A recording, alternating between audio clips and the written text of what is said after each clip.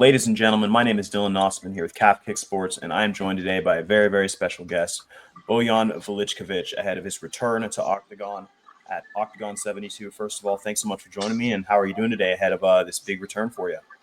Well, thank you so much for your opportunity to talk with you. I'm doing good. I'm just a little bit busy.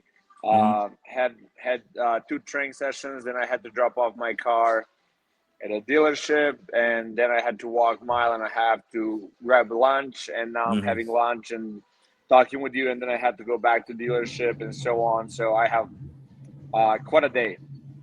Yeah, man, sounds like quite a busy schedule. How long till you fly out for Europe? I fly out on Saturday, so Awesome. 2 more days. That's exciting, man. Awesome. So obviously, your last fight with the promotion, you won the welterweight TipSport Gamechanger Tournament. Obviously, massive moment for your career and your life, I'm sure. But you are coming back. It's been a little while. I know you had some injuries to deal with. What felt like this? What made this the right moment to come back, and how are you feeling ahead of your return?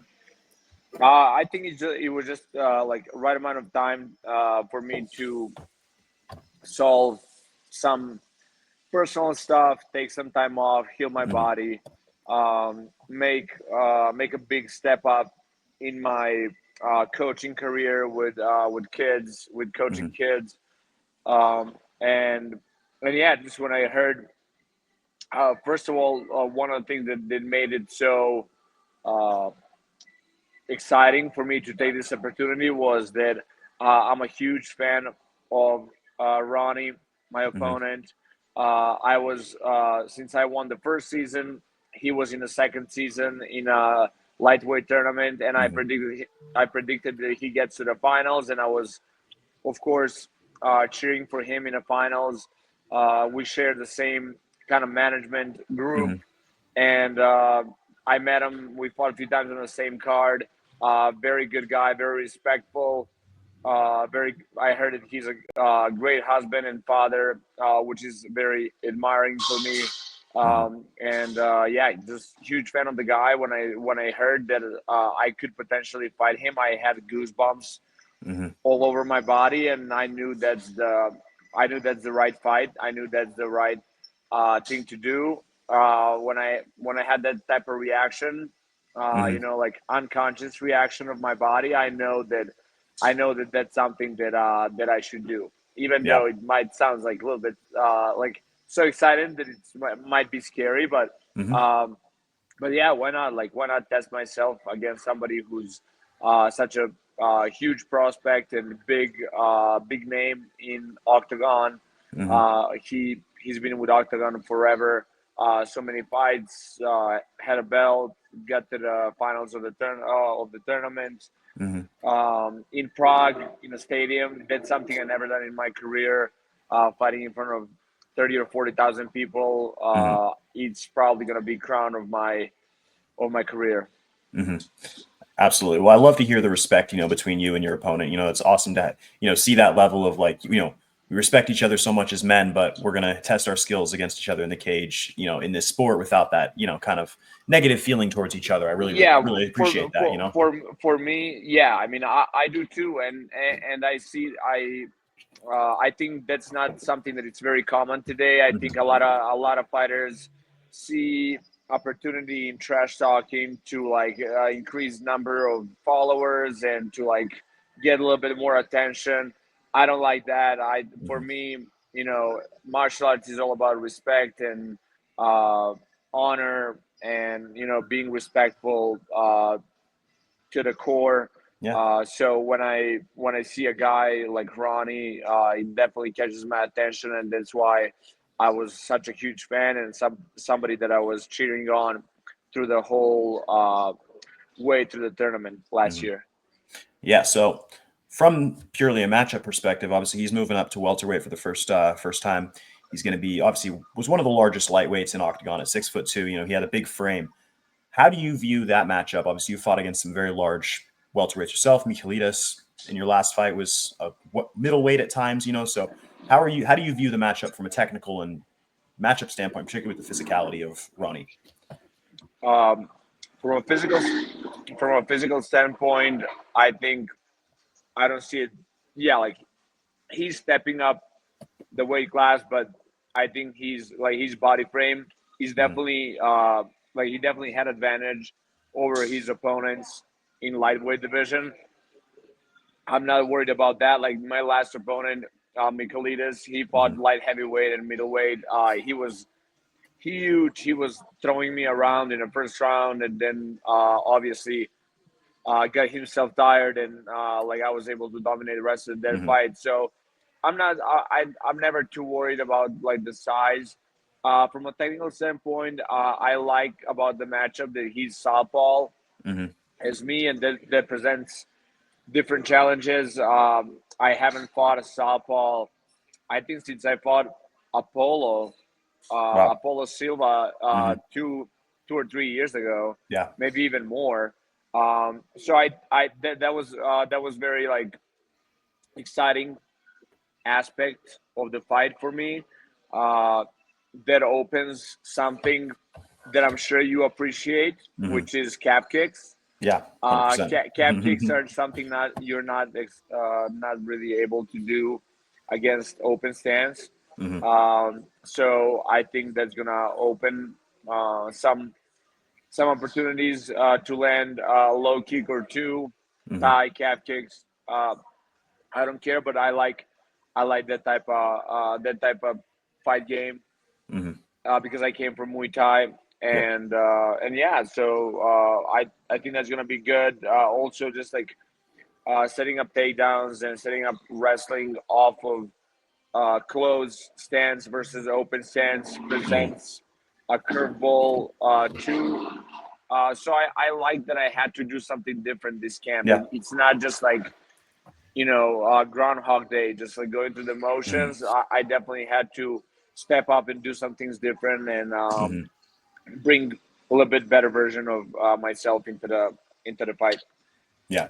So you spoke a little bit earlier in the interview. You obviously live and train in Denver now, and you're not the only Octagon star who lives and trains out there. Recently, Mallory Martin, defended her belt for the first time, and I know you guys are close friends, training partners.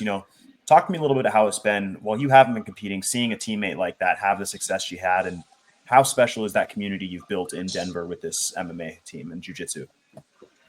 I think it's great seeing her growth in the last couple of years. Was awesome. Her and I both, now that I mentioned, fight against Apollo Silva. That's my last loss. We fought that same night, and she lost as well. She came from, losing a couple of fights in the UFC, having a rough time. Thought she gonna have kind of like an easy matchup in Octagon. That's not UFC, and then going there, losing, getting super disappointed, and then like she did a really hard work and great job building herself up to come to a point to beat Dalitza in front of Frankfurt Stadium crowd. Yeah, 60,000 Then, fans. It was incredible. yeah, then to defend her title again in Carlo Vivari on a recent, one of the most recent Octagon cards. I unfortunately was not able to be there with her because I was in camp myself. But Yep. yeah, I've been just a huge fan of her, and a lot of people don't know like that. Being an Octagon champion is not the same as being UFC champion. Like, you don't get to live that glamorous life. Mallory teaches jiu-jitsu. She teaches kids. She works for Amazon or Whole Foods Yep. as a delivery person. So there's a lot of things to admire about Mallory. Like she's someone that I like find inspiration for myself on a daily basis. And lots of love for Mallory Martin for me. Yeah, 100%. She's definitely one to look up to. So, living and training in Denver, you're not the only Serbian sports star who's kind of captured the hearts of the Denver audience. I understand, obviously, Nikola Jokic, huge Denver Nuggets star for basketball. Do you have any sort of relationship or friendship with the Jokic family? Obviously, coming from Serbia and having that kind of country, shared country pride. Yeah, I do have some. Actually, his oldest brother, Sahinya, does private sessions with me sometimes. Oh, no way. I hold pads with him, and we wrestled and grapple a little bit as well. we haven't trained together in the last couple of months Mhm. because of some injuries. But yeah, they're like great family Mhm. to know. Very humble. I mean, the way Nikola presents himself Yeah, he's awesome. in public, he's the same way that he's in person. Mhm. There's no any like showing off. No big talk. He's very like family oriented, very humble. Hey, the Likes to guy just spend. loves his horses, right? I mean, he just that's the love that he seems to talk about a lot. It's like I don't want to play Yeah, basketball, I just want to go back and see my horses. Which yeah, is funny.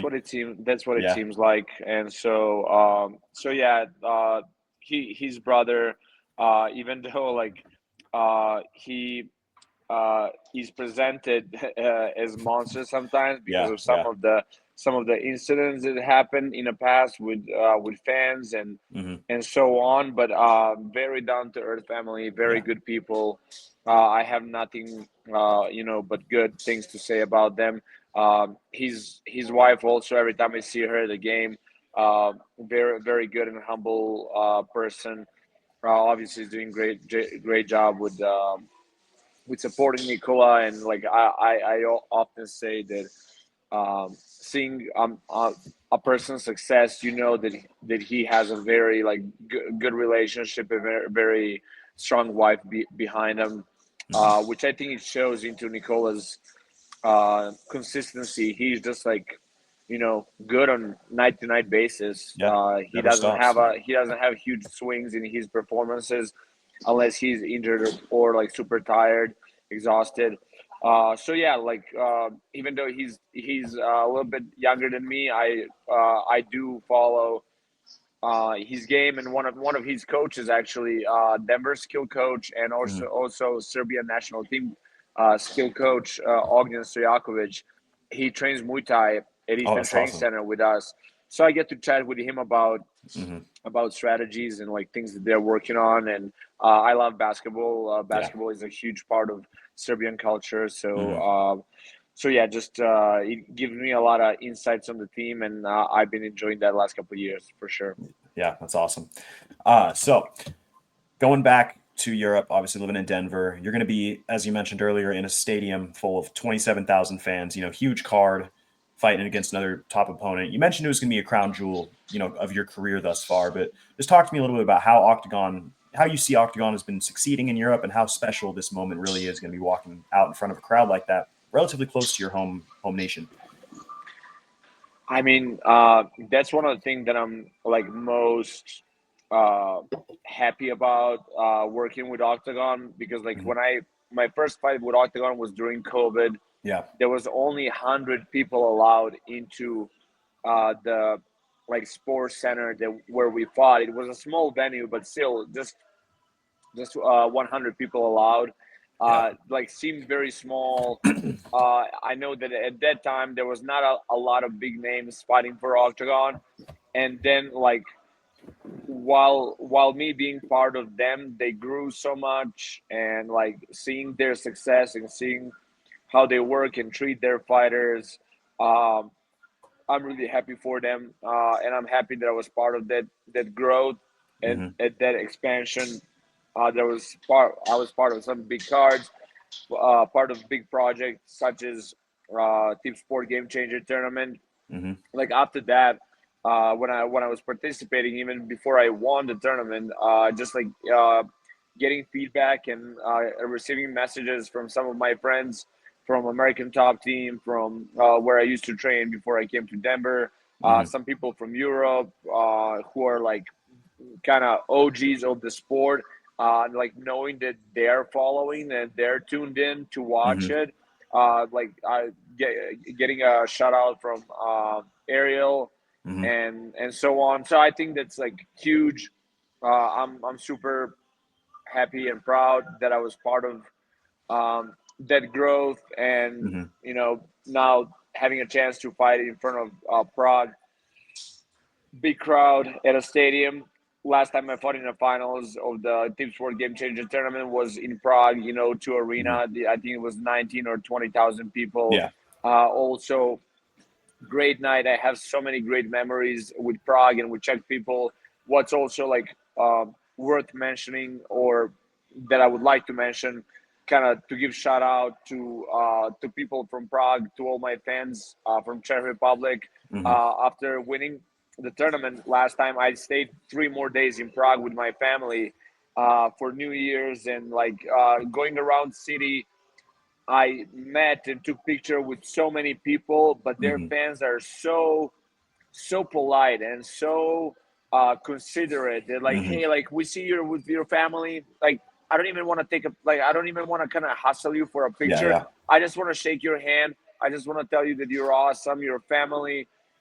So they definitely like warm up my heart, definitely build it like special connection with me. I think always, even when I finish my career, um, I think I will always have a special place in my heart with Denver, Denver, with Prague people, my fans from Prague, and people who were there. So yeah, I'm super excited that now I have another chance to fight in front of them. Yeah, that's an awesome story, and the fans over there, yeah, they got a lot of love for you for sure. All right, last but not least, obviously it takes a village. You know, it's never just one person stepping in the cage. Do you have anybody you'd like to thank who's really helped you prepare for this? I know you have a very special and supportive wife behind you. You know, you guys just celebrated a 1-year anniversary. Obviously, great team. You know, is there anybody who's really made this camp possible for you? Yeah, I mean, first and foremost, as you mentioned, my wife, she's been amazing. She's like very pregnant, like Yeah. you know, entering 31st week. Wow. Still helping me and contributing a lot to my camp, and giving me that support that I need. My coaches, my coach Peter, who's also expecting a baby any Wow. moment. His wife's due date is on June 14th, the same night Oh my goodness. as the event, so he's not Yeah. going to be able to travel with me, but I hope he'll be with us in spirit. Yes, he will. And he was a huge part of this training camp.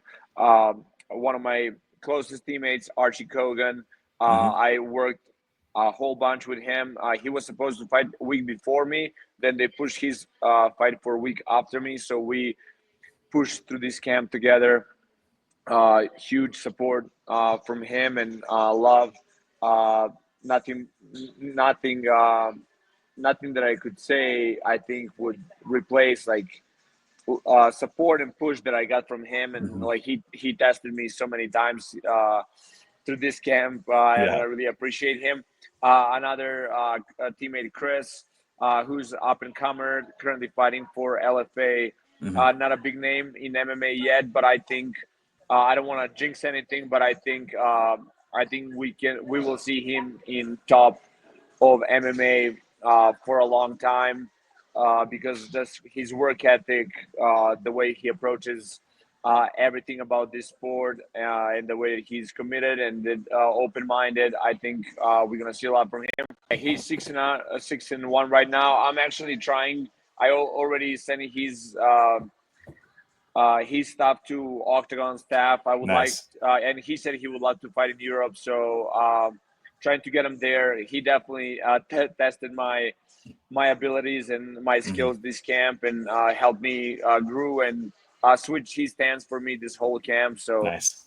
definitely like those two teammates are the ones that I work the closest with, and then everybody else from Forge Fight Club, and everybody at Easton, my training partners in jiu-jitsu, my kids that I teach, and my sponsors, Scratch, Have Face Blades, and Golden Boys from Nove Zamki in Slovakia. They're a huge help for years for my first Octagon fight. So shout out for Golden Boys.